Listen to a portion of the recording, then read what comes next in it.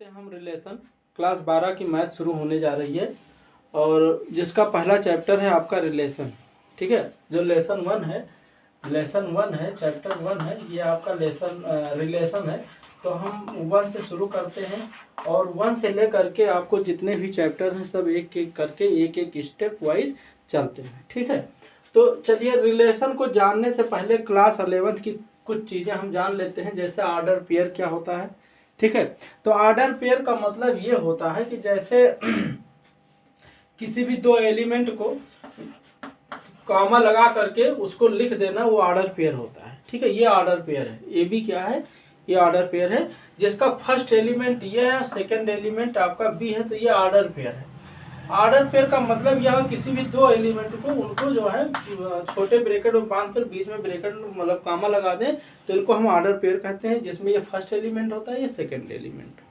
ठीक है, तो ऑर्डर पेयर हम जान गए। ऑर्डर पेयर क्या होता है, किसी भी दो एलिमेंट को, इसमें सेम भी एलिमेंट हो सकते हैं। नोट का मतलब ये हुआ, हम बता दें, इसमें सेम भी हो सकते हैं। ऐसा नहीं है कि जो है अलग अलग ही हो। 5 भी हो सकता है और आपका 2 3 भी हो सकता है, कुछ भी हो सकता है। तो ये सब क्या होते हैं, ऑर्डर पेयर होते हैं।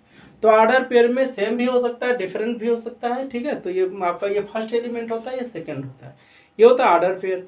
उसके बाद देखिए क्वेश्चन का मतलब थोड़ी सी ध्यान दीजिए। जैसे मान लो 2 और 3 लिखा है और ऐसे लिखा है 2, 3, तो ये दोनों जो है दोनों बराबर नहीं है, दोनों अलग अलग चीजें हैं। ठीक है, ये दोनों अलग, ये देखो एक सेट है, ये किसको बता रहा है, एक सेट को बता रहा है, ये आपका ऑर्डर पेयर है। तो ये ध्यान दीजिएगा, ये दोनों डिफरेंट हैं। ये सब चीजें मतलब हम जनरली बता दे रहे हैं, फिर रिलेशन शुरू करेंगे नीचे। ठीक है, तो ये क्या है, ये डिफरेंट है, ये आपका ऑर्डर पेयर है, ये एक रिलेशन है, तो ये दोनों बराबर नहीं है। ठीक है, तो ये ध्यान दीजिएगा। अच्छा, अब इस सभी को जानने से पहले फिर एक कार्टेशियन प्रोडक्ट बहुत ही जरूरी है जानना। तो कार्टेशियन प्रोडक्ट होता क्या है, ये दो सेट का क्रॉस प्रोडक्ट होता है। दो सेट का क्रॉस प्रोडक्ट होता है, उसी को हम कार्टेशियन प्रोडक्ट कहते हैं। जैसे कोई एक सेट ये बराबर मान लो 1 2 मान लो, और बी बराबर मान लो हम कुछ भी मान ले, ए भी मान ले, तो हम ये क्रॉस बी जब निकालेंगे, ठीक है, ए क्रॉस बी निकालेंगे तो क्या होगा, ए के पहले ये क्रॉस बी निकालेंगे तो ये के एलिमेंट जो पहला एलिमेंट है, इन दोनों एलिमेंट के साथ ऑर्डर पेयर बनाएगा। तो 1 कामा ये बनेगा, ठीक है, 1 कामा ये बनेगा, फिर 1 कामा बी बनेगा। अब इन सभी को हम एक सेट के अंदर लिखेंगे। इन सभी को क्या होगा, हम सेट के अंदर लिखेंगे। देखिए हम सेट शुरू किए हैं, फिर आपका दूसरा शुरू होगा ए का एलिमेंट से, दूसरे के दोनों एलिमेंट से ऑर्डर पेयर बना लेगा। तो 2 ये होगा, क्या होगा, ये कामा लगेगा, यहाँ सब कामा लगेगा, फिर 2 कामा ये हो जाएगा, फिर 2 कामा बी हो जाएगा, दिख रहा है नीचे।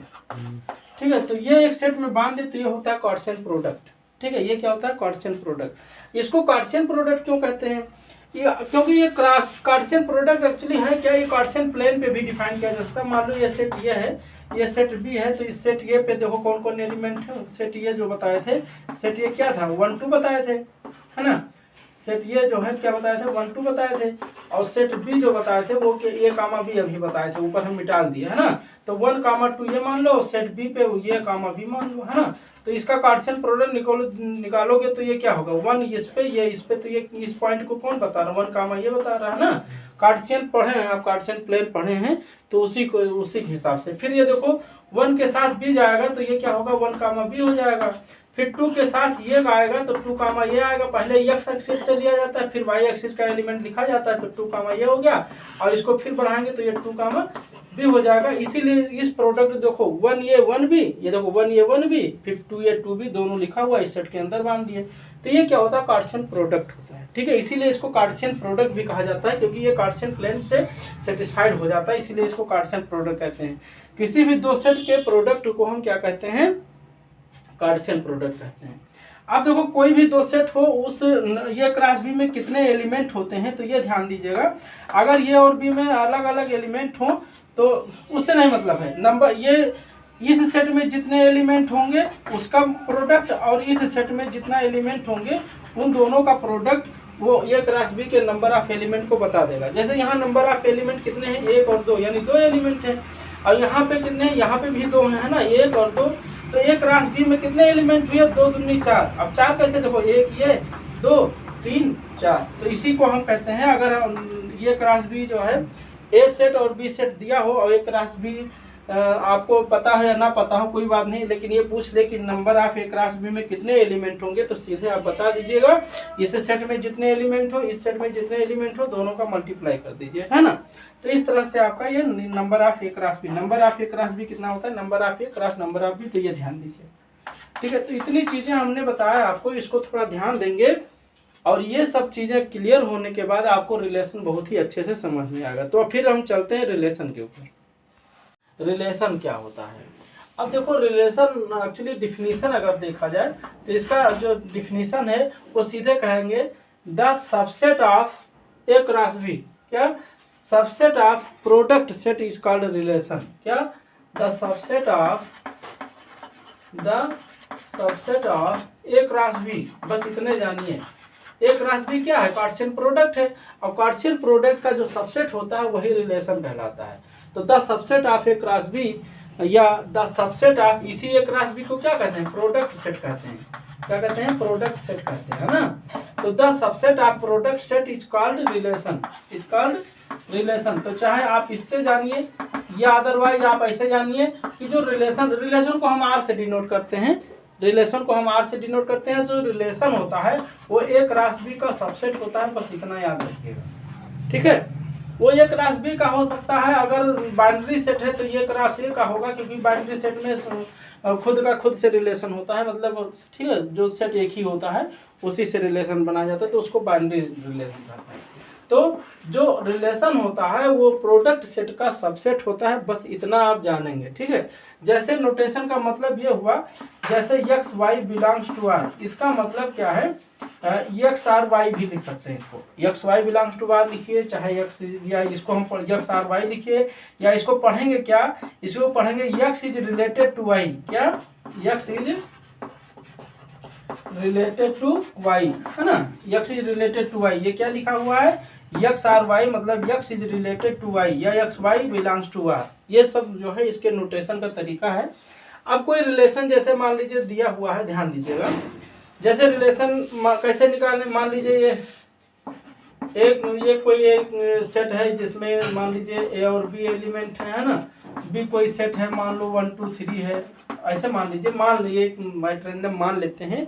अब हम ए क्रॉस बी जो निकालेंगे, ए क्रॉस बी क्या मिलेगा, ए से लेंगे तो A1 A2 A3, है ना, क्या मिलेगा A1 A2 फिर A3, है ना, फिर क्या मिलेगा B1 B2 B3, क्या मिलेगा B1 B2 B3, ओके। तो ए क्रॉस बी जैसा है ये हो गया। ए क्रॉस बी में रिलेशन, अब इसमें क्या होगा, कोई भी एलिमेंट उठा लीजिए वो सब रिलेशन होगा, जैसे A1 उठा लिया या B3 उठा लिया, तो ये सब क्या है, इसके रिलेशन है, या पूरा लिख दे ये पूरा, क्योंकि हम बताएं आर जो है सबसेट होता है, तो सबसेट क्या होता है, उसके बराबर भी हो सकता है और इससे छोटा भी हो सकता है, तो इसका कोई भी ऑर्डर फिर उठा लेंगे तो वो सब रिलेशन कहलाएगा, किसमें रिलेशन कहलाएगा, ए क्रॉस बी में रिलेशन कहलाएगा, ठीक है। तो ये सब क्या है, रिलेशन है। अच्छा, रिलेशन जैसे अभी और बताएंगे, रिलेशन जो है आगे भी बहुत सा डिटेल्स है। अब इसमें डोमेन देख लीजिए और रेंज देख लीजिए। जो डोमेन होता है वो किसी भी रिलेशन के फर्स्ट एलिमेंट का सेट होता है, तो क्या होता है, सेट ऑफ फर्स्ट एलिमेंट, क्या फर्स्ट एलिमेंट, अभी अब बता रहे हैं इसका मतलब क्या हुआ, set of first element in ये रिलेशन, या इन प्रोडक्ट सेट, है ना, इन प्रोडक्ट सेट। जैसे ये क्रॉस बी का कोई सेट कोई लिखा हुआ है, मान लो हम लिखा है 1 5 2 3 6 7, ऐसे मान लो 4 8 8 रैंडम ऐसे मान लो लिखा है, तो इसका डोमेन क्या होगा, फर्स्ट से एलिमेंट जो हो सेट से, जो फर्स्ट एलिमेंट से बना हुआ सेट होगा वो आपका डोमेन होगा। तो इसका डोमेन कितना होगा बेटा, डोमेन होगा आपका कितना, 1 2 6 4, पहला एलिमेंट 1 2 6 4, ये आपका होगा डोमेन। और रेंज क्या होगा, रेंज होता है सेट ऑफ सेकेंड एलिमेंट, क्या सेट ऑफ सेकेंड एलिमेंट, किसका, सेकेंड एलिमेंट, ठीक है। तो सेकेंड एलिमेंट से बना हुआ जो रिलेशन के सेकेंड एलिमेंट से बना हुआ सेट होता है वो होता है आपका रेंज। रेंज क्या होगा, इसका रेंज कितना होगा, सेकेंड एलिमेंट 5 3 7 कितना 5,3,7,8 ये आपका क्या हो जाएगा, रेंज हो जाएगा। ठीक है, तो डोमेन याद रखिए, डोमेन क्या होता है, फर्स्ट एलिमेंट से बना हुआ सेट, और जो रेंज होता है वो सेकेंड एलिमेंट से बना हुआ सेट, वो आपका रेंज कहलाता है। तो डोमेन हो गया, रेंज हो गया, नोटेशन आप जान गए। अब जैसे मान लो एक रिलेशन है इक्वल, इज इक्वल एक रिलेशन है, तो इसको जो है जैसे एक्स आर वाई है, तो इस रिलेशन को कैसे लिखा गया, यक्स बराबर वाई। इसका मतलब जो यक्स बराबर वाई है वो इज इक्वल टू रिलेशन को शॉर्ट फॉर्म में ऐसे लिखेंगे, यक्स आर वाई या यक्स बराबर वाई। ठीक है, या इसको इस तरह भी लिख सकते हैं, यक्स सच दैट यक्स कैसे, X Y belongs to R such that X बराबर वाई। ठीक है, ये भी एक तरीका है, ये भी एक तरीका है रिलेशन लिखने का। कैसा, X comma Y belongs to R और सच दैट यक्स बराबर वाई, यानी इज इक्वल टू के रिलेशन को।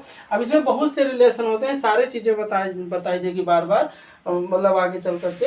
तो इज इक्वल टू है, पैरेलल है, परपेंडिकुलर है, ब्रदर है, मदर है, ये सारे एक रिलेशन, जैसे हम ब्लड ग्रुप में रिलेशन पढ़ते हैं ऐसे हम उसके बिहेवियर में पढ़ सकते हैं सेट के। ठीक है, तो फिर अब हम इसके टाइप्स ऑफ रिलेशन देखेंगे आगे। ओके।